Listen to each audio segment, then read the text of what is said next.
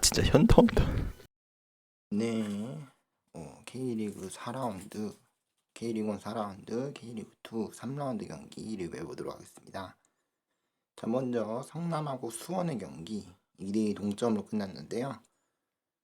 슈팅차는 8대9, 유효슈팅은 4대5, 파울차는 12대17, 옵사이드는 0개 0개, 네, 코너킥은 4개씩 있었고요. 일단 경기는 무승부로 끝났는데 전반전엔 양팀 득점이 없었고 후반전 득점이 나왔죠. 성남의 시즌 첫 골이었는데요. 페널티킥 골이었습니다. 네, 무려 4라운드 만에 이번 달에는 골이 한 골도 안 나왔는데 오늘 성남이 첫 골을 만들어냅니다. 네, 이재현 선수가 페널티킥 박스 안에서 넘어지면서 오영규 선수한테 파울을 당했죠. 그 볼을 전성수 선수가 마무리하면서 선제골을 만들어냅니다. 자, 그렇게 선제골 앞서가게 되었고 이어서 67분에 이제 프리킥 상황에서 앞에 성남 선수가 헤더로 이제 나간 볼을 밀리치 선수가 거의 이제 나갈 것 같은 볼을 밀어 넣으면서 골을 만들어냈고 2대 0으로 앞서가게 됩니다. 하지만 5분 뒤에 바로 투원이 추격하기 시작했죠. 김상준 선수가 가슴 스래핑 이후로 발리 슈팅이 골키퍼가 막을 것 같았는데 김영건 골키퍼 손 맞고 약간 역회전이 걸리면서 오히려 골대 쪽으로 들어갔습니다. 그래가지고 2대1로 따라가게 되었고 마지막 80분에는 오영규 선수가 거의 나갈 것 같은 공을 크로스한 다음에 오영규 선수가 헤더로 마무리하면서 결국 2대2 동점을 만들고 추가 골이 나오지 않았기 때문에 무승부로 끝나게 되었습니다. 다음은 강원하고 대구의 경기입니다. 2대 0으로 강원이 이겼는데요. 슈팅차는 7대9, 유효슈팅은 4대3, 코너킥은 4대3, 파울차는 16대15 있었고요. 옵사이드는 2개 한 개가 있었습니다. 선제골은 디노 선수가 벌써 2골을 만들었어요. 시즌 2골을 만들어냈는데 양현준 선수의 놀라운 역습에다가 속도가 빨랐습니다. 그리고 크로스를 디노 선수가 바로 또 헤더로 마무리하면서 선제골을 만들어냈고요. 또 몬테네그로 선수가 대한 선수 이후로 대활약을 펼쳐주는 모습이었고 자, 거기에 힘입어서 81분에는 추가골까지 나왔죠. 박스 돌파 이후에 천천히 돌파했는데 이제 슈팅 각이 없었는데 정승용 선수가 골포스트 상단을 맞고 골을 터뜨리게 되면서 결국에 강원이 2대 0으로 승리를 거두게 되었습니다. 슈팅자도 대구가 많았고 점유율도 대구가 많았는데 오히려 대구가 평소에 보여주는 역습 축구를 강원 쪽이 보여주는 대구 입장에서는 좀 색깔이 뺏긴 좀 그런 느낌이 있네요. 자, 어쨌든 강원이 홈에서 이겼고요. 자, 그리고 올 시즌 첫 7시 경기인데 인천하고 포항의 경기입니다. 0대1로 포항이 이겼는데요. 슈팅짜는 4대10, 유효슈팅은 4대4, 코너킥은 7대5, 파울 숫자는 10대10, 옵사이드는 인천만 2개가 있었고요. 선제골은 36분에 임상혁 선수한테 나왔습니다. 옹볼 상황에서 수비 머리를 맞고 이제 정확히 말하면 인천 수비진이죠. 머리 맞고 옆으로 떨어졌고 그 볼을 이제 침투한 임상혁 선수가 잡았는데 한번 수비를 제치고 근데 약간 무게 중심이 넘어질 뻔했지만 무게 중심 다시 잡고 결국 슈팅까지 했는데 그 슈팅이 되게 날카로웠어요. 낮게 깔렸는데도 골키퍼 가랑이 사이로 잘 때리면서 1대0을 만들어냈고요. 이 골이 포항의 승점 3점을 이끌게 됩니다. 여러분 논란이 있었는데 후반 심판 판정 논란 팔꿈치를 맞았었는데 거의 터치라인 끝에서 팔꿈치를 맞았는데 경기를 심판이 그대로 진행했고 경고도 이제 제대로 된 판정하지 못했다는 거 여러모로 네, 많이 아쉽고요. 그런 부분은 좀 오심이긴 한데 그리고 또 후반 막판에는 네, 또 논란의 판정이 있었는데 제가 중계하면서도 보는 것도 사실 좀 애매해요. 페널티킥인지 프리킥인지 애매한데 또 송시우 선수가 또 이제 넘어지면서 시우 타임이 또 나올 수 있었지만 VR을 통해서 프리킥으로 정정하면서 네, PK가 취소되게 됩니다. 그래서 어쨌든 포항이 승점 3점을 얻게 되었고요. 다음은 이제 K리그2 안산하고 서울 이랜드 경기 0대1로 서울 이랜드가 이겼는데요. 슈팅자는 4대18, 유효슈팅은 1대13, 코너킥은 1대6, 파울자는 13대15, 옵사이드는 안산만 2개가 있었고요. 63분에 이재익 선수가 네, 골을 내게 됩니다. 그리고 이제 이재익 선수의 이제 슈팅이 이제 밀집 수비 상황에서 한 번 접은 다음에 슈팅을 때려가지고 그게 골키퍼가 막지 못하고 골라인을 넘기면서 결국 골이 선언되었죠. 네, 그렇게 서울 이랜드가 1대0으로 승리를 거두게 되었고요. 자, 다음은 부산하고 대전의 경기인데요. 그 전에 네, 또 마지막에 아쉬운 장면도 몇 번 있었는데 김인성 선수가 네, 자기가 얻은 PK를 또 실축하는 장면도 있었습니다. 자, 그리고 마지막 토요일 경기 부산하고 대전의 경기 슈팅자는 5대12, 유효슈팅은 1대7, 코너킥은 2대5, 파울자는 16대17, 옵사이드는 1개씩 있었고요. 경기는 무승부로 끝났습니다. 70분에 마사 선수의 골인데요.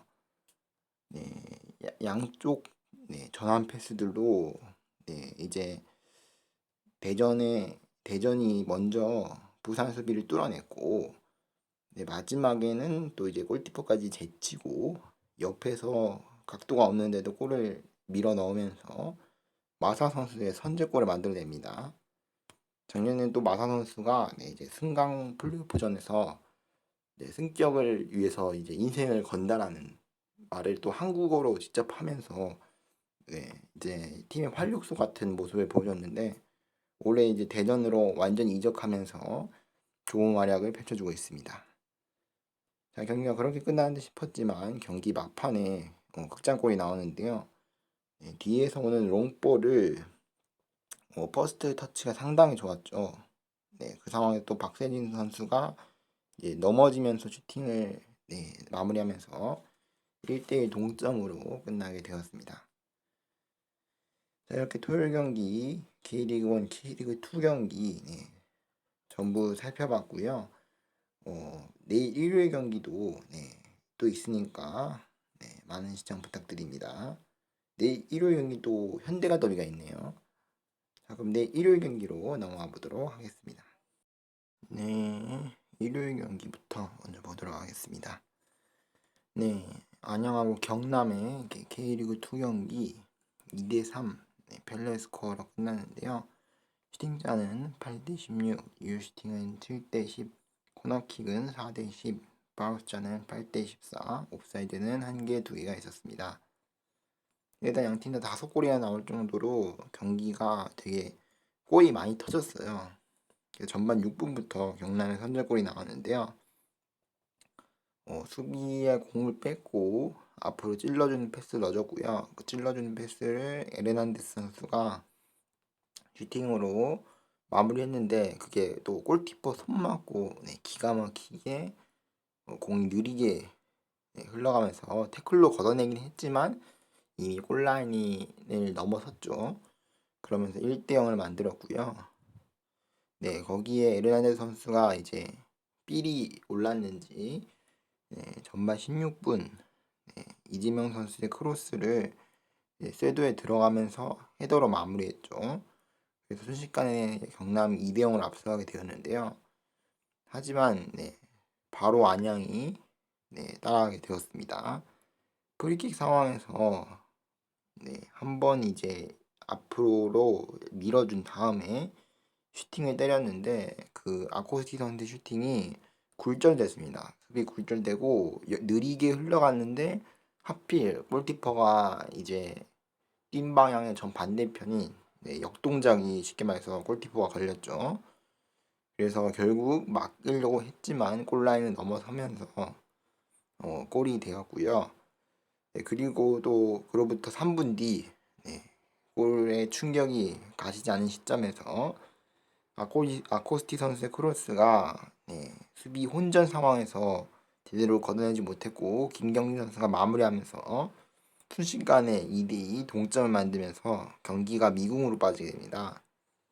하지만 그 이후로 양팀 서로 치고받고 하면서 추가 득점이 나오지 않았고 결국 70분에 프리킥 상황에서 앞에서 수비를 달고 박재환 선수죠. 박재환 선수가 되게 장신 선수인데 큰 키를 이용해서 또 헤더를 마무리하면서 경남이 2대3으로 이기게 되었습니다. 유독 경남이 한 경기들이 좀 득점이 많이 터지는 것 같은데 제 기분 탓일 수도 있겠지만 올해 지금 경남이 상당히 화끈한 공격 축구를 보여주고 있습니다. 자, 그 다음 경기는 전남하고 충남 아산의 경기입니다. 슈팅자는 6대11, 유효슈팅은 4대5, 파울자는 17대10, 코너킥은 4대3, 옵사이드는 양 팀 다 없었고요. 전남이 약간 점유율이 좀 더 많았습니다. 경기는 0대0 양팀 승점 1점씩 나누어 가졌는데요. 경기 내용은 뭔가 누가 좀 우월하다, 누가 좀 더 공격을 좀 기회를 많이 잡았다 이런 느낌보다는 두 팀 다 좀 고루고루 받았는데 기회를 살리지 못하면서 경기가 0대0으로 끝난 것 같습니다. 자, 다음 부천 대 이제 김포의 경기인데요. 김포가 작년에 또 이제 작년에는 없었던 팀이죠. 올해부터 이제 K리그 2에서 새로 참가하는 팀인데 대막 내리 2연승을 하면서 의외의 모습을 이제 쉽게 말해서 언더독이라고 흔히 말하죠. 언더독을 보여주고 있는 상황인데 그 2연승이 안타깝게 부천 원정 경기에서 끝나게 되었습니다. 경기는 1대0으로 부천이 이기면서 부천이 김포의 연승을 저지했고요. 슈팅자도 11대3, 유효슈팅도 5대2, 코너킥은 2대1, 파울자는 10대14, 옵사이드가 상당히 많았는데 부천이 5개, 김포가 2개가 있었습니다. 경기는 솔직히 말하면은 좀 지루하다라고 생각할 수 있겠지만 경기 내용이 부천이 특히나 후반전에 보여준 모습이 상당히 좋았어요. 전반전에는 역시나 김포도 날카로운 공격을 보여줬는데 후반전에 특히 부천이 보여줬던 그 공격적으로 나가는 모습이 상당히 좋았고 그리고 김호남 선수의 크로스를 이제 맞고 나온 볼을 수비수가 제대로 걷어내지 못했고 오지혁 선수가 중거 슈팅을 때리면서 선제골을 만들어냈고요. 이게 이 경기의 유일한 골이 되었습니다. 자, 그러면서 부천이 이기게 됐는데 마지막까지 부천 수비진이 이제 다 이제 하프라인 안으로 들어오면서 밀집 수비를 펼쳤는데 결국에 김포의 맹공격을 막아냈습니다. 김포는 마지막에 그래도 공세를 계속 이어갔는데 그거에 비해서는 좀 슈팅 숫자가 많이 나오지 못했죠. 그런 점이 좀 아쉬운 것 같습니다. 자, 다음 K리그 1 경기 2시에 열린 김천 대 FC 서울의 경기 2대0으로 김천이 이겼습니다. 역시나 레알 김천, 김천 마드리드라고 불릴 만큼 엄청난 모습을 보여주고 있고요. 슈팅자는 10대13, 점유율은 서울이 좀 더 많았고 유효슈팅도 6대5, 코너킥자는 5대5, 바람자는 10대11, 옵사이드는 1개, 3개가 있었고요. 선제골은 후반전 58분 조기성 선수한테 나왔죠. 중앙에서 이제 김천의 침투 패스가 상당히 좋았어요. 그 패스를 또 조기성 선수가 역시 이 선수가 왜 국대에 뽑히는 선수인가라는 것을 이 골로 증명했어요. 이 골 보면은 되게 단순하거든요. 패스를 침투 패스 찔러주고 그걸 마무리하는 건데 되게 단순하지만 이 단순한 것도 사실 되게 어려워요. 이 단순한 것을 골로 생산해낸다는 것 자체가 상당히 힘든 거거든요. 의외로 쉬운 찬스를 놓치고 어려운 찬스들을 이제 공격수들이 넣는 경우가 많은데 특히나 국대에 나가는 이런 선수들 같은 경우는 이런 찬스들 놓치면 안 되거든요. 역시나 이 선수가 왜 계속 벤투 감독님한테 계속 부름을 받고 있는지 보여준 골이었고요. 거기 이어서 멀티골까지 만들어냅니다. 상대 수비 실수를 잘 이제 한 다음에 이제 낮게 땅볼 크로스 그리고 조윤성 선수가 발로 갖다 대면서 방향만 바꿔줬죠.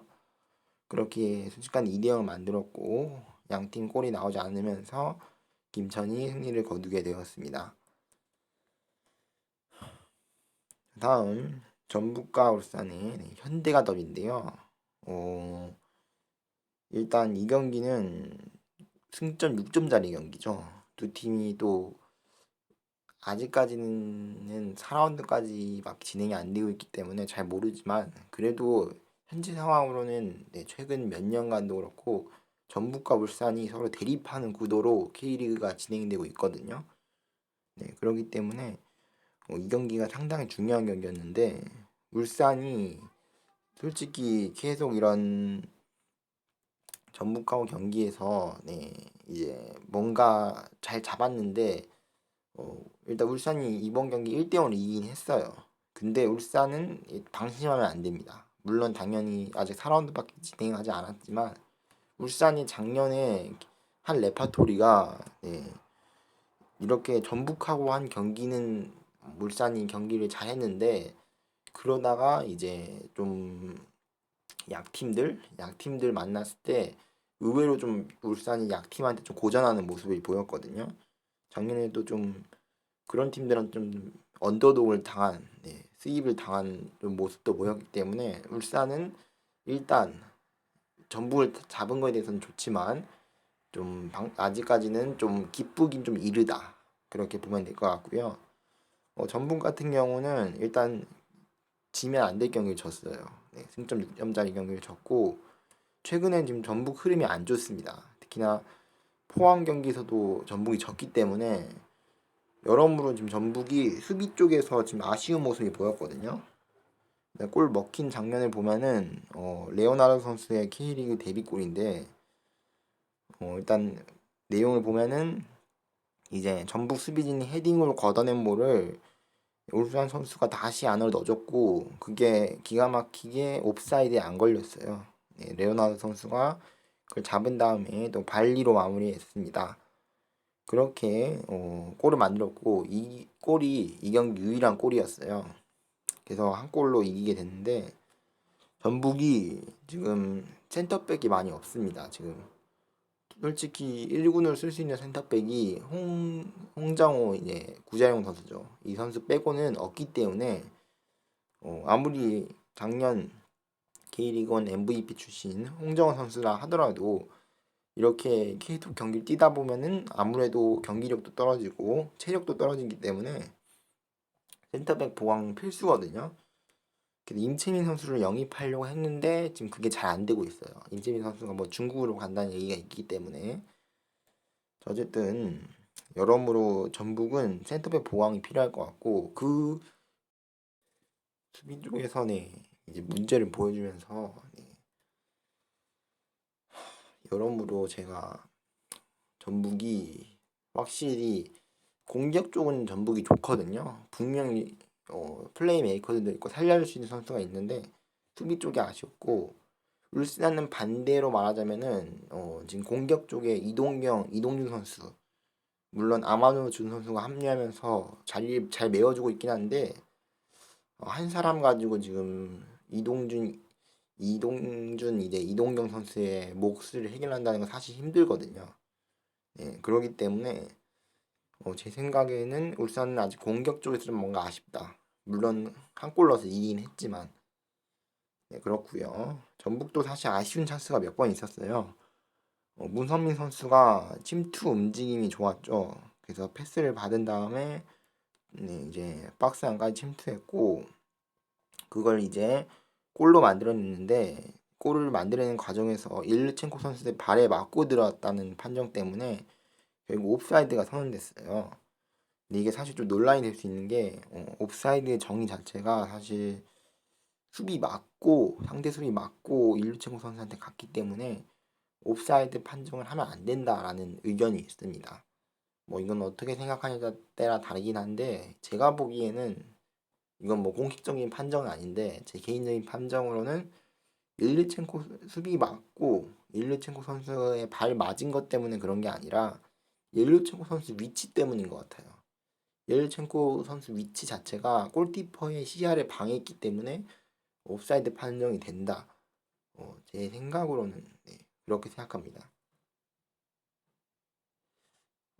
그렇기 때문에 저는 뭐 정확히 어떤 식으로 심판이 VAR 심판이 어떻게 봐가지고 판정하는지 모르겠지만 제 개인적인 생각으로는 발에 맞은 것 때문에 옵사이드가 아니라 이제 수비 방해, 시야 방해 때문에 예, 굳이 직접적인 접촉이 없다 하더라도 골키퍼나 수비수 시야를 가린 상황에서 옵사이드 위치 있으면은 위치 자체는 옵사이드가 맞았거든요.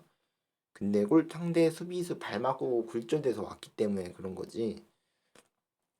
수비 자체는 이제 그거기 때문에 그게 아니면은 오심이에요. 네, 왜냐면은 상대 발 맞고 이일체고 선수 갔기 때문에 네, 일단 그거 시야 그런 건 다 빼고 보면은 냉정하게 보면 오심이거든요.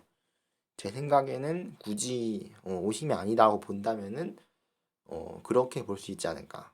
이일체고 선수 위치 자체가 상대 골키퍼나 수비수한테 방해를 줄 수 있는 위치였다. 그렇게 볼 수 있을 것 같습니다. 그리고 슛 자체가 또 1층구 쪽으로 갔기 때문에 나름대로 좀 신빙성 있는 얘기일 수도 있어요. 자, 어쨌든 그렇게 울산이 이겼고요. 양 팀 다 뭐 아쉬운 점이 좀 있긴 했지만 그래도 울산이 승리를 거두었습니다. 자, 마지막 경기 제주랑 수원FC 경기 0대0 무승부로 끝났는데요. 슈팅차는 9대6, 유효슈팅은 3대3, 코너킥은 5대2, 바우스차는 13대11, 옵사이드는 하나씩 있었고요. 경기는 양팀 공세 속에서 무승부로 양팀 다 득점이 올 시즌 많이 터지는 팀들이 아니에요. 그래가지고 양팀 다 결국 득점이 많이 안 나왔고 일단 경기 시작하기 전에 구자철 선수가 또 얼마 전에 백록담에서 또 그거 찍으려고 뭐 7일인가 9일인가 엄청 고생했다고 하시는데 또 제주 관계자분들이 네, 정말 고생이 많으셨다는 생각이 들고 구자철 선수도 또 약속을 지켰잖아요. 제주에서 이제 분데스리가로 떠날 때 꼭 다시 제주로 돌아오겠다라고 했는데 결국에 이번에 다시 돌아오게 되면서 이르면은 다음 주부터 출전할 것 같은데 지금 입단식을 이번 경기에서 가졌거든요. 입단식을 가졌다는 얘기는 자가격리가 풀린 거예요. 그래서 몸 상태만 제대로 만든다면은 언제든지 투입될 수 있거든요. 몸 상태가 뭐 이상하다는 뭐 특별한 얘기도 없었기 때문에 이르면 다음 주부터 출전할 수 있을 것 같은데 제 생각에는 그거는 좀 너무 빠른 것 같고요. 아무래도 이제 좀 더 여유를 두고 네, 조금씩 뭐 벤치에서 시작한다든지 조금씩 경기력을 올리는 그렇게 출전시킬 것 같습니다. 자, 이렇게 K리그 1 4라운드, K리그 2 3라운드 경기 전부 봤고요. 다음 주에는 K리그 1 5라운드, K리그 2 4라운드 경기가 있기 때문에 많은 시청 부탁드리고요.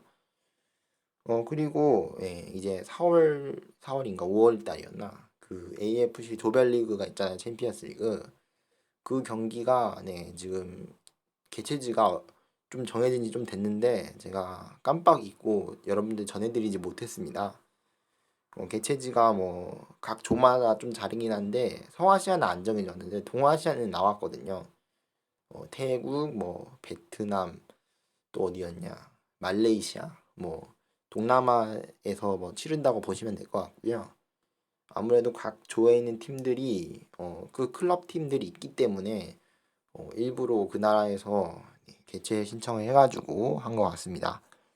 뭐 어렵게 생각하시지 마시고 뭐 작년에도 뭐 우즈베키스탄에서 뭐 조별리그 한 경우도 있었지만 동남아에서 조별리그 한 팀들도 있었잖아요.